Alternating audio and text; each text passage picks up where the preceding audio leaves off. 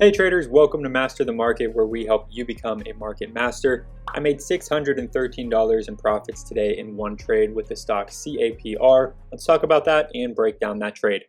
First of all, I want to mention that this trade plan was sent for free to our email newsletter. So if you're interested in trying out some of our trade plans and you don't want to sign up for the Market Master group just yet, we do send some free trade plans every single week to our newsletter. You can sign up using the first link down below in the description.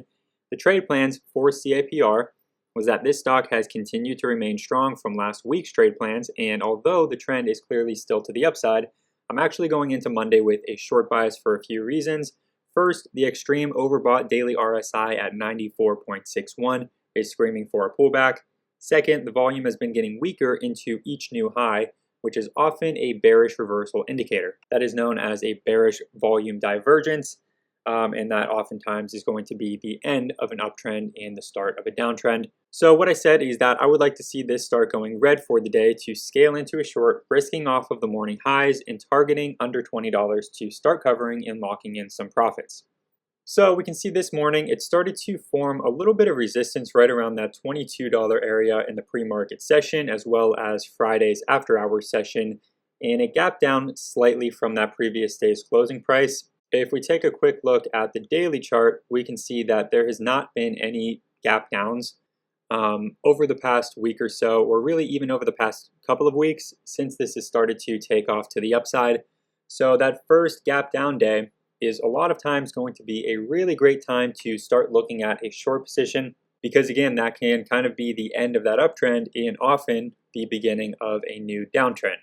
So I was just looking for a quick pullback. I wasn't necessarily looking for this to reverse entirely into a downtrend, but I was able to take a short position there into that morning weakness.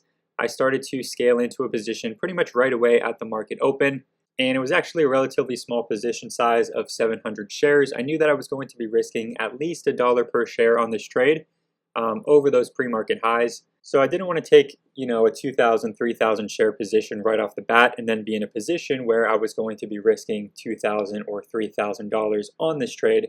That amount I would be a little bit more comfortable risking if this was already starting to break down or if the trend was already to the downside. But in this case, I just wanted to take that starter position right into that weakness there at the open, and that was just above $21 per share. We can see about 5 minutes or so later, it actually started to break down under that level, pulled back underneath $20 per share, and I was able to lock in a portion of my profits then as it was dipping under $20 per share. All of my trades in this stock, the entries and the exits, were discussed in the alert section of the Market Master group. I posted when I was taking the short position. I mentioned also in real time that I was locking in a portion of my profits as it was dipping under $20 per share. And then from there, my plan was to adjust my stop loss. I moved it down to the morning highs, and I was either going to hold for a move back up into those morning highs, or I was going to hold for a bigger sell-off to the downside. However, about an hour and a half later, what I ended up doing was exiting out of the rest of my shares for a small gain because the stock was starting to reclaim that $20 area and it was starting to consolidate above. That to me was a bullish signal, and that was a good sign that this stock might actually come back to life here. It could squeeze, it could have a red to green move, and the trade's already taking a little bit longer than I would have liked it to, so I'm just going to exit out of the rest of my shares, and you can always, of course, look to re-enter into that short position if that weakness does continue. So right here, about 15 or 20 minutes ago, this was, again, starting to hold above that $20 per share area. It was starting to push up into the VWAP, looking like it might start to set up for an afternoon squeeze back into those highs. So that is where I took the rest of my profit and I exited out of the rest of my short position. All in all, this was a solid trade right out of the trade plans, locking in $613 in profits in this trade. Now, I got a message from one of our traders today in the Market Master group that was asking about the ability to short sell CAPR. He mentioned that he was still paper trading using Thinkorswim here, which is the platform that I'm doing this charting in. And he said that he was trying to short sell the stock based on the trade plans to follow along with my trade. However, Thinkorswim rejected his trade and he wasn't actually able to enter into that short position. And the reason for that, for those of you that might not know, is that Thinkorswim is not going to be a very good broker when it comes to short selling small cap stocks. Even if you're doing paper trading, they're not going to allow you to short sell the hard to borrow stocks.